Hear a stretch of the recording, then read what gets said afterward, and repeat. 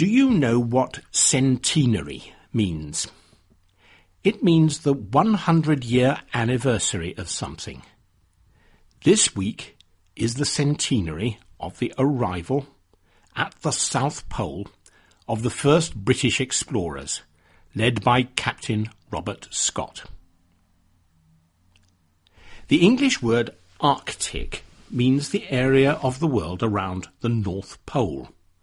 The Arctic is not land, but sea, frozen sea. However, the South Pole is in the middle of an icy continent, Antarctica, and 100 years ago, Antarctica was still largely unknown.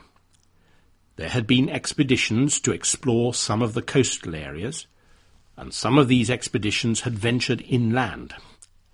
But the centre of the continent and the South Pole itself was unexplored. No one had ever been there. Robert Scott was born in 1868. He joined the Royal Navy at the age of 13. Over the years he rose in rank and became an expert in naval torpedoes. In 1899 he heard that the Royal Geographical Society in London planned to send an expedition to Antarctica. Although he had no previous experience of Antarctica, he was enthusiastic about the challenges of the expedition, and he volunteered to lead it. The expedition left for Antarctica in July 1901 and spent 2 years in the frozen continent. It did some very useful scientific work, and a group led by Scott travelled far into the interior of Antarctica to a point only 750 kilometres from the South Pole itself. But the extreme cold forced the party to turn back, and they returned to their base a month later, ill and exhausted. The expedition had come to Antarctica with very little experience of cold climates. The explorers had to learn how best to travel over the ice and snow. They had brought dogs with them to pull their sledges, but they did not understand how to use the dogs effectively. Scott concluded that although dog sledges could be useful, the only way that men could reach the South Pole was on foot, pulling sledges containing food and tents behind them. The British government then decided that Scott's expedition in Antarctica was costing them too much money, so 2 ships were sent out in 1903 to bring the explorers back to Britain. Scott returned home a popular hero. He was promoted to the rank of captain and was invited to visit the king. He quickly decided to make a second expedition to Antarctica, and that this time he would reach the pole. It took a long time, however, to find the money for the expedition and a suitable ship, and to recruit the right people to go with him. Scott's second Antarctic expedition set out in 1910.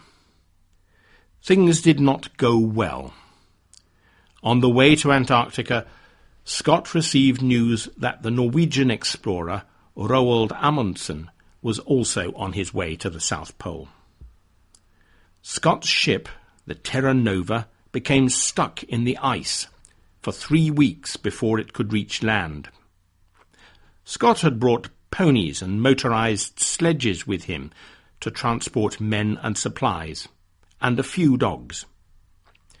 One of the motorized sledges fell into the sea, as did several of the ponies. The ponies proved to be not very useful. Some of them died and others had to be shot.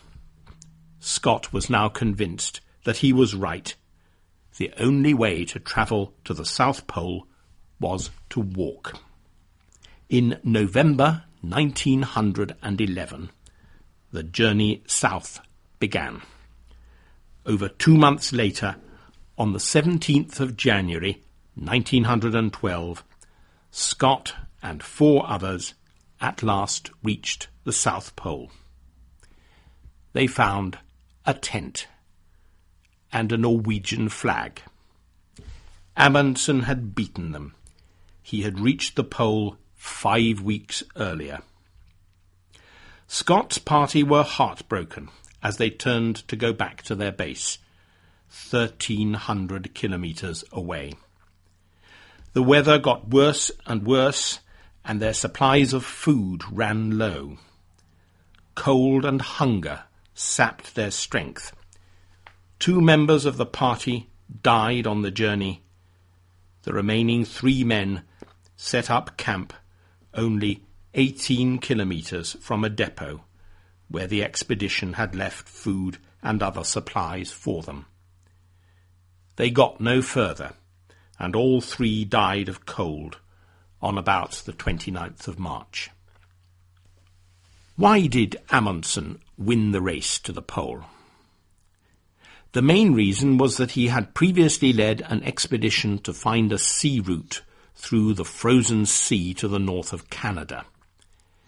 He had learned from the Inuit people of northern Canada that clothes made of animal skins were the only way to keep warm in very cold climates. He also learned how to use dogs to pull sledges, and the whole of his journey to the South Pole was accomplished with dogs. Scott had been wrong to think that the only way was to walk. Nonetheless, Robert Scott remained a very popular national hero in Britain for many decades. Nowadays, experts are more critical of Scott's failings and about some of the decisions he took. But his courage, and the courage of his fellow explorers, is beyond doubt. We love brave, fearless heroes in England, particularly heroes who fail. Our national football team and our tennis players are just like Scott. Brave, the best in the world, except that they don't win. Goodbye.